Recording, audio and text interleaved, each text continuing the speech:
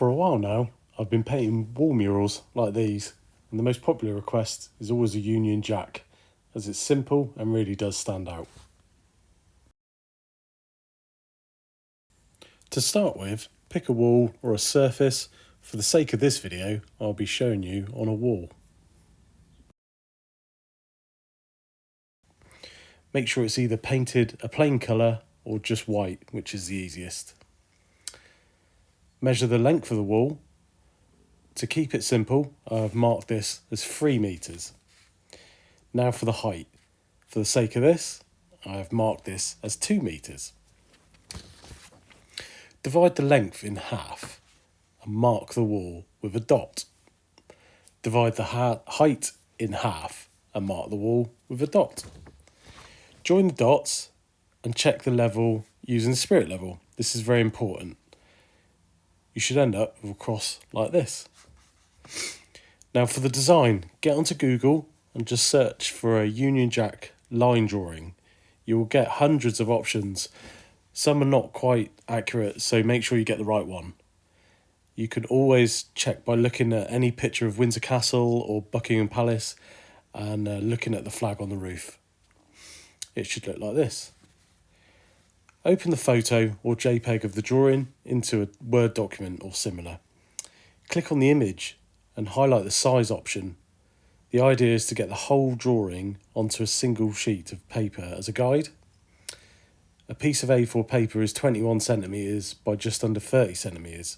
So in order to fit the drawing onto the sheet, we must make the image small enough.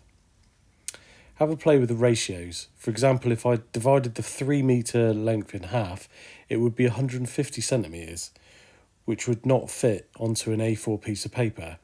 So I've made the ratio divided by 15. For example, 3 metres or 300 centimetres divided by 15 is 20 centimetres, which will fit on my piece of paper. For this, I will make the length of the piece 20 centimetres, then make the height 13.3, which is obviously 2 metres divided by 15. It should look like this. The first element to flag is to focus on is the red cross in the centre. From here you could build your flag from the inside out.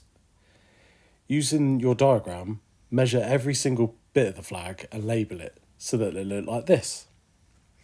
In order to convert the diagram to the actual wall, you will need to convert the sizes. So focusing on the cross, I've measured the width, which is 3 centimetres, as shown. Using the ratio conversion of 15 times, this makes 3 centimetres 45 centimetres. I divide the 45 centimetres in 2, and this gives me 22.5 either side of the marked dot, as shown. This is the same for the height, as the cross is uniform throughout, like this. Join the markings that you've made so that you have a cross that looks like this. Make sure you check these measurements with a spirit level, else it will look very wonky and bad.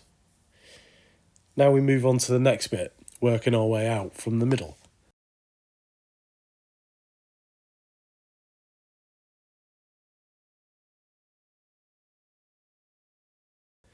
Measure the drawing, times it by 15 and mark the wall, like this.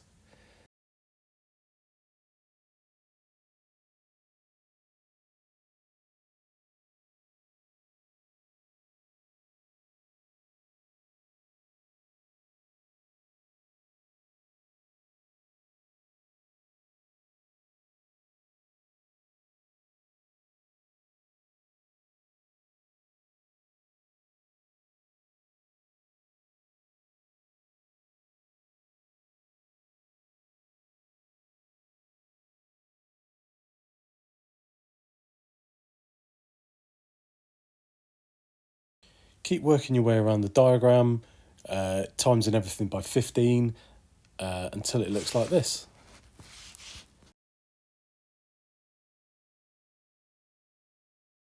Now it's time to paint it. You should use masking tape against the lines when painting. Hopefully it should start to look like this. I would work on red first, then your white, and then your blue. and then eventually it should end up looking like this. If you've got any questions, send me an email. Thank you very much for watching this.